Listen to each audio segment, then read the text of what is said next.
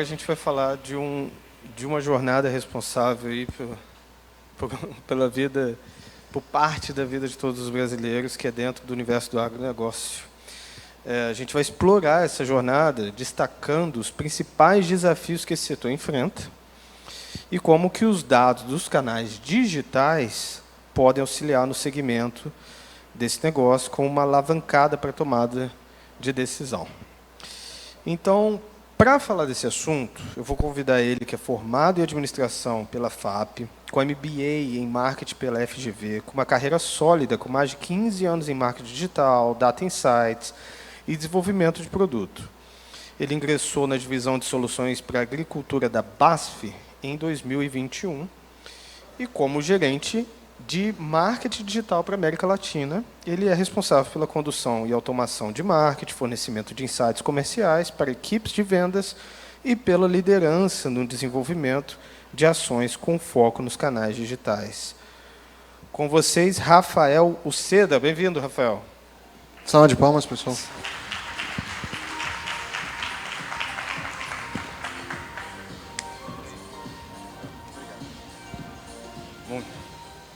Teste, funcionando.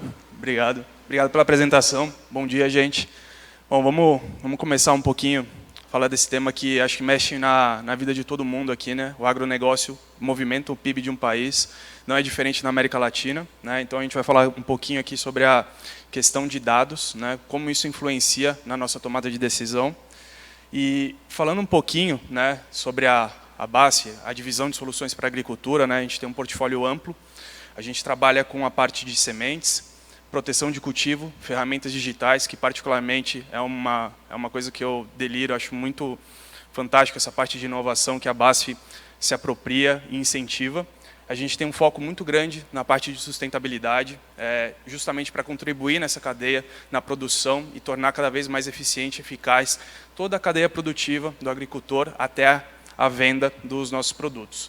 É uma empresa que investiu em 2023 mais de 900 milhões de euros em pesquisa e desenvolvimento e em 2023 também faturou mais de 10 bilhões de euros, olhando a visão globalmente. Tá?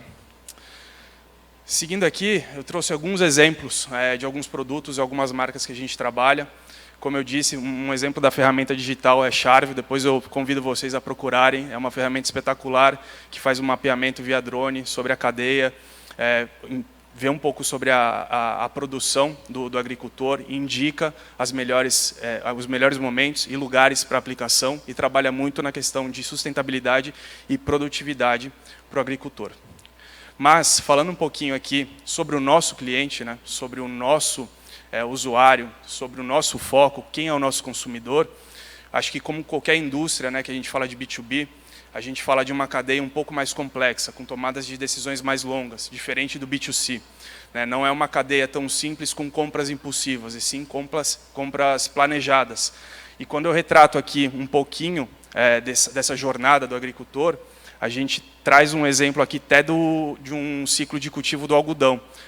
Embaixo eu coloquei em dias o tempo para o cultivo e a venda do produto, né, que a gente está falando aqui de mais ou menos 180 dias, ou seja, são 6 meses para você fazer um trabalho, uma construção e fazer a venda desse produto. Então, como eu reforcei logo no início, né, é uma cadeia muito, muito complexa, que tem muitas variáveis. Aqui a gente fala de variáveis do tempo, a gente fala de commodity muitas vezes, e isso interfere diretamente no dia a dia do agricultor. E, obviamente, quando a gente vai falar em pontos de contato com ele, a gente tem 2 grandes momentos, que é justamente no momento do planejamento e, às vezes, na aplicação. A aplicação por quê? Às vezes ele faz alguma compra e, por algum motivo de um imprevisto, a gente tem um momento do repique, que a gente fala, que é justamente onde ele vai ter um novo contato com o seu fornecedor para fazer uma compra extra e tentar salvar a sua produção. O planejamento é o coração do negócio. É onde a gente vai ter todo esse foco dele em interação, consumo de conteúdo e também passar as informações que são necessárias para a gente conseguir garantir uma boa produção para o lado dele e também uma boa venda para o lado da BASF. E quando a gente vai falar da nossa estratégia, olhando canais digitais, quando a gente pensou nesse movimento de usar cada vez mais os canais digitais como uma propriedade, um meio de assistência para o negócio, a gente começou a tirar o viés de trabalhar em projetos isolados para estratégias de crescimento cada vez mais integradas. É trabalhar o growth marketing, que todo mundo fala, que é um linguajar muito comum aqui no mercado, né? E o que a gente começou a entender e trabalhar de forma muito mais integrada? Primeiro, os tipos de demanda. Quando acontecem as demandas? Em que momento que acontecem as demandas?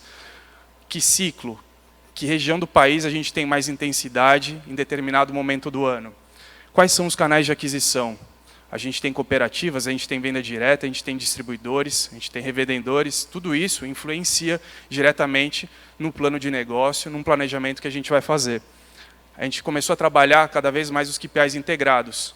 Como o canal digital pode somar num planejamento de vendas e também num movimento para tornar o nosso produto mais acessível a diferentes agricultores, a diferentes fornecedores também. E, obviamente, mapeamos a jornada. Afinal, qual que é a jornada do agricultor? O quanto tempo ele demora para ter uma tomada de decisão? O que ele vai fazer com essa informação? Tudo isso foi muito importante para a gente começar a desenvolver estratégias bem direcionadas para o nosso cliente.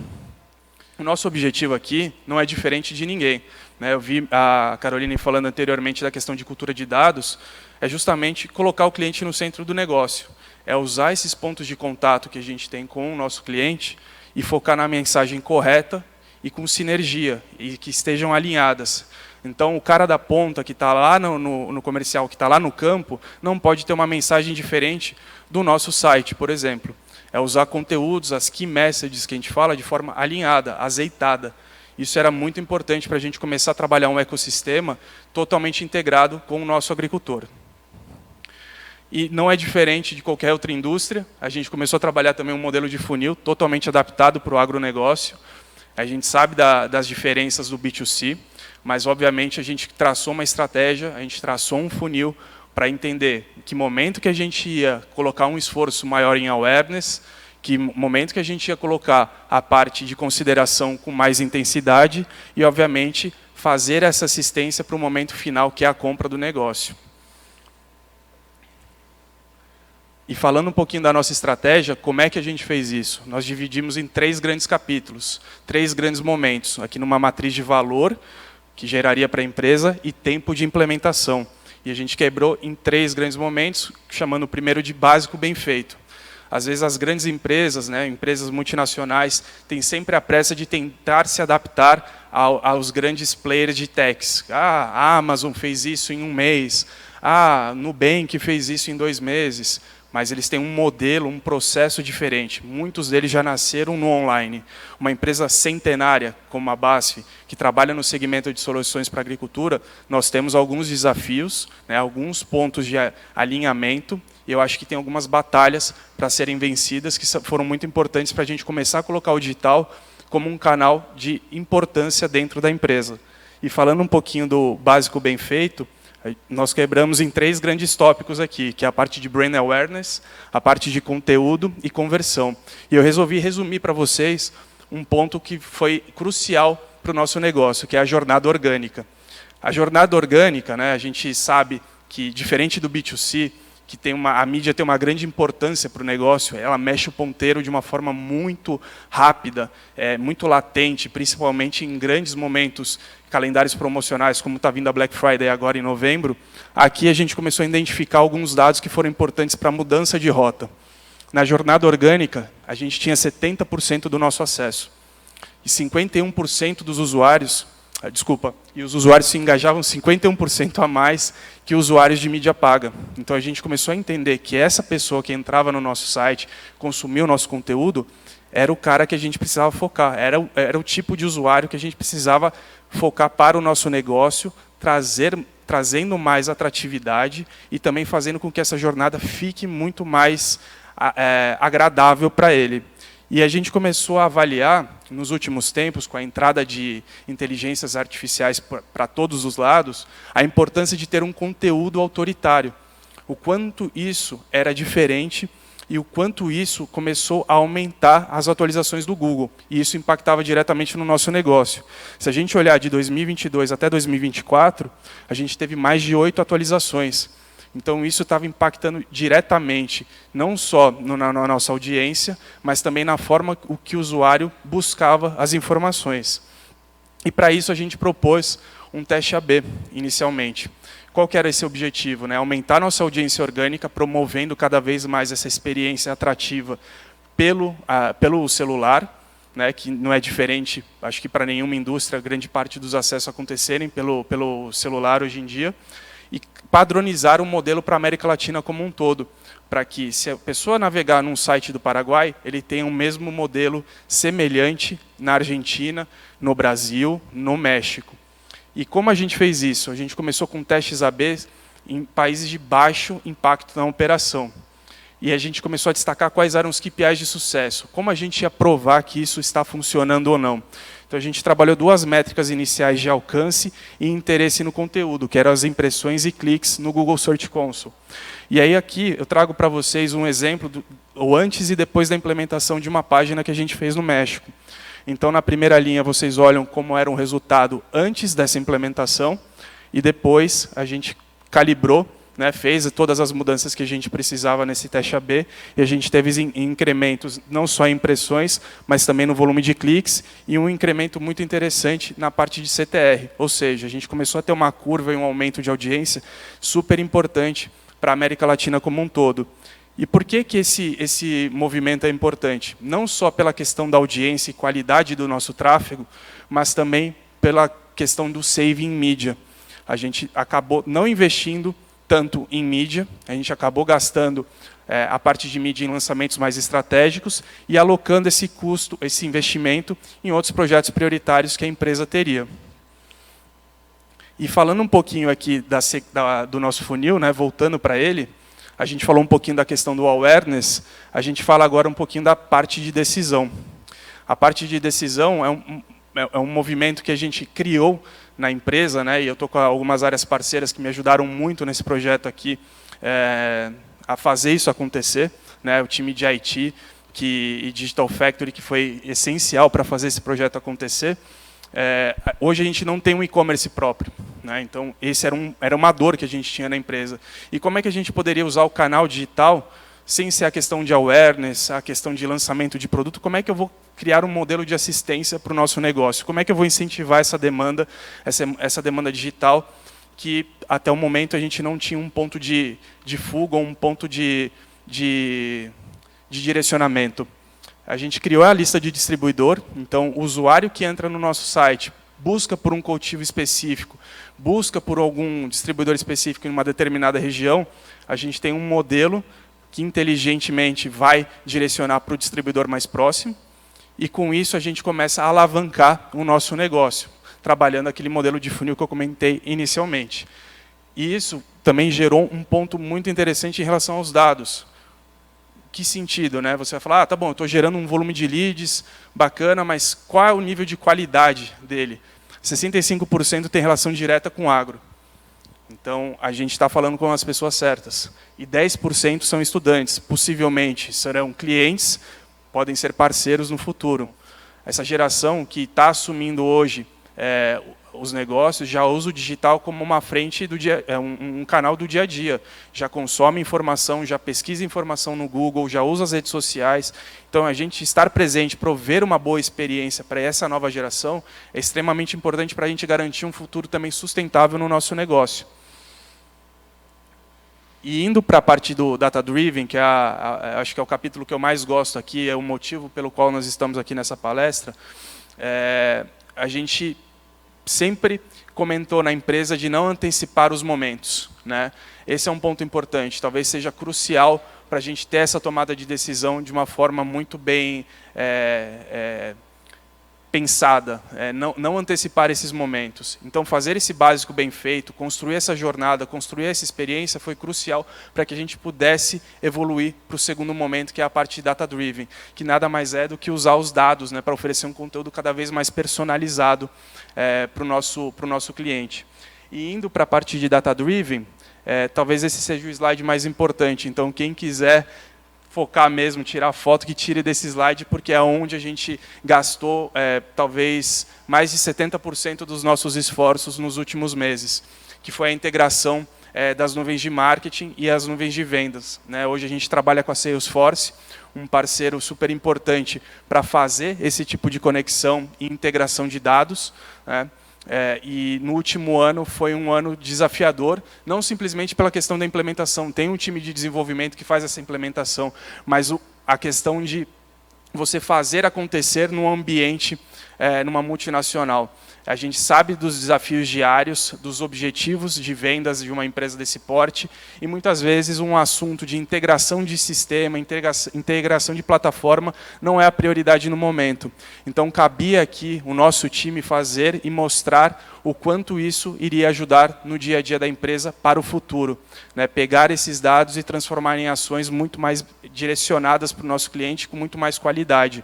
Então, desde o ano passado, né, a gente estava em janeiro falando com um time global, falando um pouquinho sobre a questão de como a gente ia fazer esse roadmap, de como a gente ia fazer essa integração, de como nós iríamos pensar nas ações. Nós definimos, utilizando a nuvem de marketing e a nuvem de vendas, trabalhar uma integração que até então era desconhecida no mercado. Muitas vezes as pessoas trabalhavam com a nuvem de marketing isolada e a parte de Sales Cloud para medir simplesmente a venda.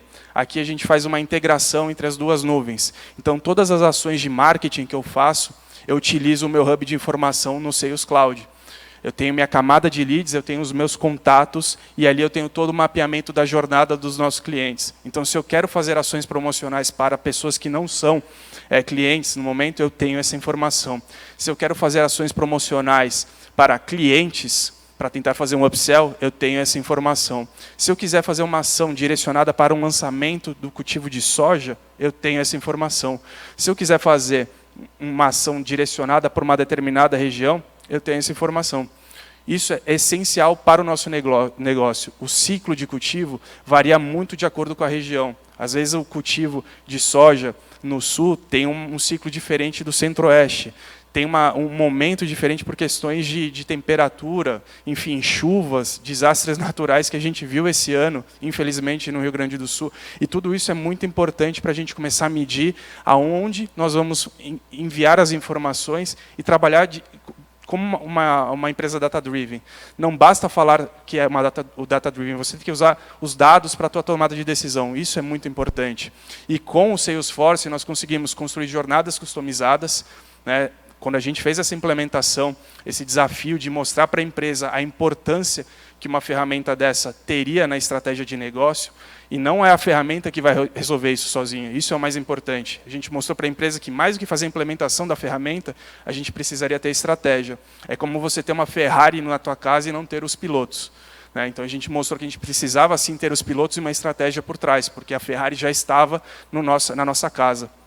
Nós construímos jornadas customizadas, sempre promovendo a base, apresentando a base para esse cliente que acabou de se registrar num formulário, seja ele num evento presencial, seja ele numa campanha online.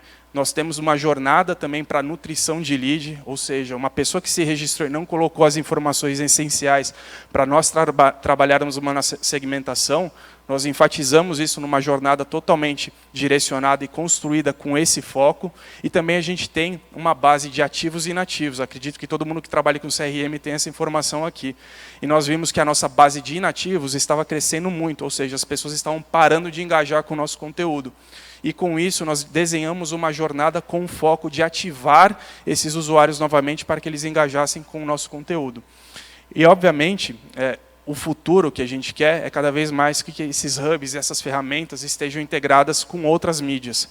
A ideia é que a gente faça uma integração com ferramentas de mídia no futuro e agora, como a gente está fazendo com o WhatsApp para alguns países. Ou seja, a gente pensa no ecossistema, nas mensagens alinhadas e na integração entre canais, que é super importante para a gente manter uma sinergia de comunicação e uma linha de pensamento que faça sentido para o nosso agricultor, para que ele não seja bombardeado com uma informação num lado e no outro lado ele tem uma informação totalmente diferente. O que é bacana disso, né? Com o Salesforce, principalmente o Sales Cloud, a gente consegue fazer o gerenciamento de lead. A gente começa a entender um pouquinho da qualidade desse lead para o negócio. A gente começa a entender em que momento que ele está, que step que ele está e qual o nível de calor para o nosso negócio, quanto ele está quente para o negócio ou não. E com isso a gente começa a programar algumas ações que são totalmente direcionadas com foco em vendas, upsell ou até mesmo relacionamento, convidando ele, por exemplo, para um dia de campo. Seguindo aqui, gente, eu falo da última etapa, que talvez seja a que todo mundo preza, né? Que todo mundo gostaria para a empresa, para a indústria, que é o cliente no centro do negócio, né? A gente falou muito dessa questão do básico bem feito, dessa jornada orgânica, de usar esses dados para uma tomada de decisão com muito mais assertividade, usar as ferramentas que a gente tem disponível para consumir esses dados, mas ter uma estratégia por trás. E qual que é o nosso objetivo? Sempre colocar o cliente no centro do negócio. Hoje, a gente já consegue fazer alguns mapeamentos que são bem importantes. A gente consegue entender um pouco mais da evolução desse usuário, né? Entender um pouquinho onde são os pontos de gatilho, onde a gente tem esses estímulos pelo lado do agricultor ou do nosso cliente. E também a gente começa a entender aonde a gente tem os obstáculos, quais são as nossas dificuldades, né? Muitas vezes a gente olha só os lados positivos, mas a gente tem que olhar essas barreiras e entender como é que a gente pode construir uma solução. Esses dados são muito importantes para o nosso negócio, são as barreiras que trazem essas oportunidades. E, por fim, o nosso objetivo é sempre entender o ciclo de vida do nosso cliente. O agronegócio tem várias variáveis. Não é simplesmente uma questão do planejamento, mas a gente tem, por exemplo, a temperatura, a gente tem o momento do dólar, a gente tem o momento da economia, um desastre natural que pode acabar com o negócio de um agricultor, e tudo isso faz parte a gente entender, e a gente só vai conseguir entender com os dados. Cada vez mais, com que a gente tem esses dados para favorecer a nossa tomada de decisão, nós vamos ser, sim, uma empresa data-driven, e a gente vai colocar o cliente no centro do negócio. Bom, pessoal, eu falei bastante aqui, ainda tem um tempinho, mas eu queria falar para mim, na minha opinião, o que é o digital. Eu trabalho aqui no digital há 15 anos, né? Passei por algumas empresas de varejo, telecom, e eu posso afirmar aqui que o digital, ele para mim é dividido em 5 palavras. É planejar, começar, medir, replanejar e recomeçar. Por quê? Planejar, a gente tem sempre um objetivo em comum, seja a indústria que você queira trabalhar, seja a empresa que você está trabalhando atualmente. Começar é o importante, a gente tem que entender os objetivos da empresa e ter esse início da atividade. Medir faz parte do digital. Se você não está medindo, você está ignorando boa parte dos dados, possibilidades, oportunidades e até mesmo a ameaça que o teu negócio está enfrentando. Replanejar faz parte também. É a questão do erro, né? Você vai errar, você vai acertar. O que eu mostrei aqui sobre o teste AB que a gente fez, não foi logo no início que a gente foi acertando no primeiro momento. A gente foi tentando, foi entendendo cada vez mais qual era o storytelling que a gente queria passar e, obviamente, a gente chegou numa solução final que surtiu um efeito super positivo para a empresa. E recomeçar, né? Replanejar e recomeçar, nunca desistir. Acho que o digital está numa constante evolução, a entrada agora das inteligências artificiais mostram isso. Cabe a gente querer se adaptar ao novo modelo de negócio, cabe a gente olhar esses dados e ver como é que a gente pode somar nas nossas atividades e, obviamente, pensar sempre numa evolução constante. O ciclo de vida, independente da indústria que a gente trabalha, vai ser constante. Cabe a nós se adaptarmos a essa nova realidade. Tá? Bom, pessoal, passei aqui por todo esse planejamento, por essa parte de estratégia. Espero que vocês tenham gostado e fico aberto aqui para perguntas também. Muito bom. Então, mesmo esquema, quem quiser, já levantou a mão aqui, só chegar no microfone com ele. Enquanto isso, Rafa, assim, dentro dessa jornada toda, eu imagino que fazer essa estratégia funcionar não seja exatamente uma tarefa fácil. Qual que é o segredo? Quais foram os seus alicerces? Boa pergunta. Eu quebro ela em 3 etapas. Eu acho que não tem uma resposta definitiva, mas como a gente fez foi sempre olhar os KPIs do digital e como a gente poderia integrar ele ao negócio. Ou seja, comentei no início que a gente não tinha um modelo de e-commerce, mas como é que a gente poderia ser um modelo de assistência para o negócio? Como é que a gente poderia somar nessa jornada? Então, começamos a entender quais eram os KPIs que poderiam trazer esse lado financeiro para o negócio, para a gente começar a brilhar os olhos da empresa. Tem um segundo ponto que é super importante, que é você ter o stakeholder, né? As pessoas que vão trabalhar contigo e vão te apoiar. E stakeholder aqui eu não falo de líderes diretos, eu não falo do board, eu falo das pessoas que vão acreditar no teu trabalho. Tem pessoas aqui que estão aqui assistindo a palestra, que me ajudaram muito a fazer acontecer algumas etapas dessa estratégia. Então, é mostrar para eles o que dá para a gente fazer, aonde a gente pode chegar e como a gente pode ser diferente para o negócio. E tem um outro ponto que é super importante, para a gente trabalhar numa divisão que a gente fale de América Latina, a gente tem que ter os pontos focais muito bem alinhados, né? A gente tem que ter essa mensagem muito bem azeitada com eles, porque a gente tem hábitos e culturas que são totalmente diferentes. Brasil, Argentina, Colômbia, México, é diferente a relação que a gente tem. Então a gente tem que alinhar essa comunicação e fazer com que eles espalhem essa mensagem de uma maneira muito bem consolidada. Dentro do Brasil, por si só, já tem os regionalismos que já são gritantes, né? Então, cara, dentro disso tudo, você citou um ponto ali, fazer o básico bem feito, aquela coisa toda, dentro da jornada. Só que, assim, dentro desse conceito do data-driven, de fato, sem dúvida, a integração em geral é o calcanhar de muita gente, né? Não pela falta de capacidade técnica, porque isso hoje em dia o mercado tem de sobra, mas é mais pela capacidade de gestão, né? E aí, dentro disso, que dica você dá para quem daqui sofre com isso, assim, como que foi esse desafio para você? Eu falo sempre de ter os dados iniciais e usar a favor para a tua tomada de decisão. Independente da empresa que você vai começar, você vai ter dados disponíveis. O que você faz disso, né? Fazer do limão uma limonada. A gente iniciou com dados de analytics ali, entendendo a jornada orgânica, entendendo que o cara que vinha via busca orgânica era um cara que se engajava mais. Tudo isso começou com uma ferramenta que todo mundo tem hoje em dia acesso. Então é começar a mostrar para a empresa que existem dados que até então não são consumidos, mas podem se tornar um briefing para um projeto, uma estratégia um pouco maior. Então é mostrar para a empresa não simplesmente o dado da jornada orgânica, mas o que ela vai trazer em termos de redução de custo ou até mesmo em eficiência produtiva para o negócio. E sempre tem aqueles dados que você sabe que ele é importante, você ainda não sabe exatamente como encaixar, e esse também é um segundo ponto desse desafio de gestão, né? Fala aí, meu amigo. Bom dia, Leopoldo aqui da Alset. Minha pergunta, Rafa, primeiro, obrigado pela palestra, eu achei muito pertinente, né? Uma coisa é transformação digital, a outra é dentro da indústria, né? Um ritmo bem diferente, então acho que o Congresso ajuda muito a entender. Minha pergunta é sobre o consumidor. Como é que você está vendo eu diria, a segunda geração, chamando de segunda ou terceira geração, né? Porque a tecnologia, ela super conversa com, eu acho que a minha geração, estou com quase 40 anos para baixo, mas como é que a BASF está vendo a tomada de decisão? Ela já está nessa mão, ela ainda está na mão, né, de talvez pessoas mais velhas que hoje são decisores das grandes plantações, das grandes fazendas. Como é que vocês estão se relacionando em termos de conteúdo digital com essas gerações todas? A gente olha muito isso, a gente olha muito os concorrentes, a gente entende que a nova geração usa muito os canais digitais, seja para distração, entretenimento ou até mesmo busca de informação. E o que a gente está fazendo é já pensando nisso, no futuro, né? A gente sabe da sucessão, dessa linha de sucessão que vai acontecer em algum momento, e é muito importante a gente estar muito bem posicionado. O que eu falo, internamente, não adianta a gente pedalar a bicicleta na descida, a gente tem que estar preparado para a subida.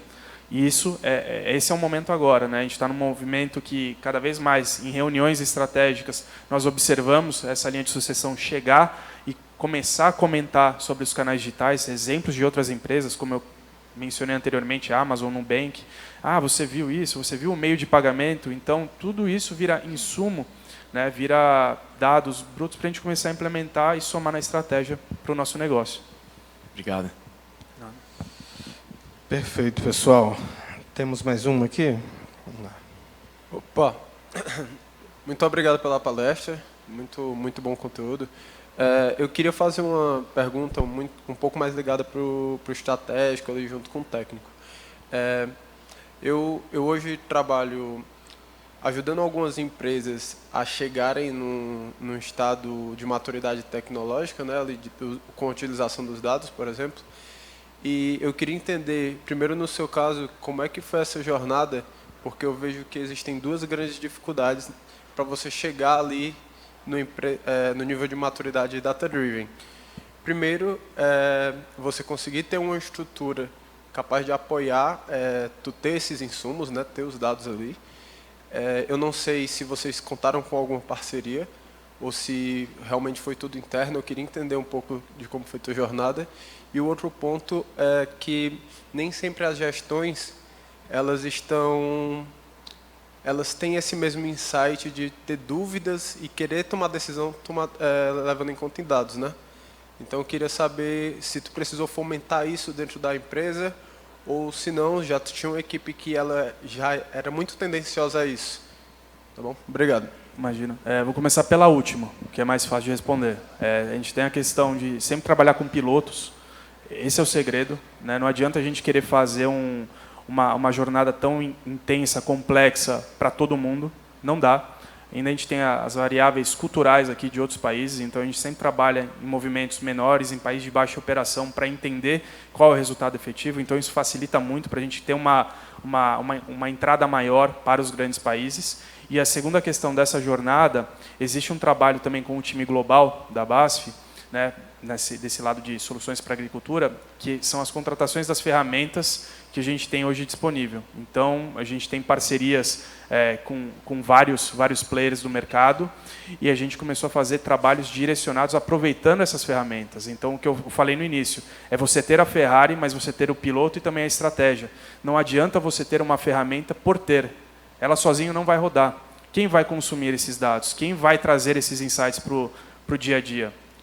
É o time de IT, é o time de Digital Factory que está aqui, é o time de negócio, é o time de marketing digital, é o time de BI, não importa, mas tem que ser usado, tem que ter uma estratégia por trás. A questão de CRM é isso, a gente fez uma migração de plataforma, a plataforma está lá, mas se você não utilizar, se você não tiver uma estratégia por trás, não vai acontecer. Então, a jornada que a gente sempre propôs além da implementação da ferramenta, como essa ferramenta vai me ajudar no dia a dia. Não basta fazer uma implementação. O Analytics está lá. Se ninguém abrir o Dash e olhar os dados, a gente não vai fazer nenhuma mudança. Então, é sempre trabalhar nesse sentido. A ferramenta é um facilitador.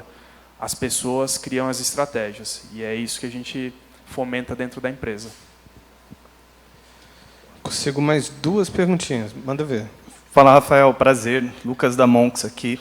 Primeiramente, parabéns pela apresentação e pela trajetória com a estratégia digital. Acho que não é trivial, realmente é sofisticado chegar nesse momento de maturidade de vocês. E a minha pergunta vai muito em linha da continuação daquela escala que você mostrou para a gente, né? Cada vez mais a operação, se ela continuar evoluindo dentro dessa linha data-driven, ela vai demandar uma integração de canais, ela vai demandar a utilização de ferramentas cada vez mais robustas e proprietárias para você conseguir gerir o todo e, acima de tudo, ser eficiente, né? E não tem como a gente escapar do fim da utilização de inteligência artificial dentro dessa jornada. Então, a minha pergunta vai muito dessa linha, como a BASF está flertando hoje com esse tema dentro da indústria, dentro do segmento agro. Com IA? Vou trazer para um lado de produtos digitais. Assim, o volume de informações que a gente tem sobre agricultores, sobre aplicações, vai ser essencial para a gente fazer um trabalho utilizando IA, né? Então, a gente tem ferramentas digitais que eu não posso abrir aqui por uma questão estratégica, que a gente já está fomentando isso, né, para trabalhar cada vez mais essa questão de produtividade, e a gente está olhando o mercado para entender o que faz sentido para o nosso negócio, né? Porque se você abrir hoje e pedir referências, né, de produtos que estão correlacionados com inteligência artificial, a gente tem uma leva absurda. Mas o que é aplicável para o seu negócio? O que é importante? A gente não pode esquecer de usar por usar, ela tem que ter uma finalidade. O que a gente está olhando hoje com muita intensidade é para a parte de produtos digitais. Num futuro próximo, a gente já está conversando também com a parte de IA, para como é que a gente apropria isso diretamente na estratégia para marketing digital. Ainda não está 100% definido, mas já existem algumas conversas. E com certeza, aquilo que eu falei, é mais uma etapa de uma revolução que a gente vai passar. como é que a gente vai usar isso de forma positiva e como é que você encaixa ela no seu negócio. Vamos lá, mais umazinha para finalizar. Boa. Bom dia. Primeiro... Você tem duas pessoas? Tá. Bom dia. Eu sou a Lígia da Karcher. Parabéns pela jornada e pela apresentação. O desafio do agro acho que é um desafio de todos nós que atuamos nesse segmento. E você iniciou a história contando sobre o fluxo das pessoas que chegavam no site pelo tráfego pago e pelo tráfego orgânico. Do meu ponto de vista, um dos maiores desafios é como aumentar essa entrada. E, por mais que a gente faça a busca paga, são termos, em geral, que não são tão procurados, especialmente no público agro, que é um público que está se digitalizando por diversas questões. Um público ainda muito atrelado a uma experiência ou no ponto de venda físico ou numa visita de um consultor. Como que vocês têm trabalhado para aumentar a atração, aumentar ali, trabalhar no topo do funil para que realmente tenha um resultado mais consistente no final?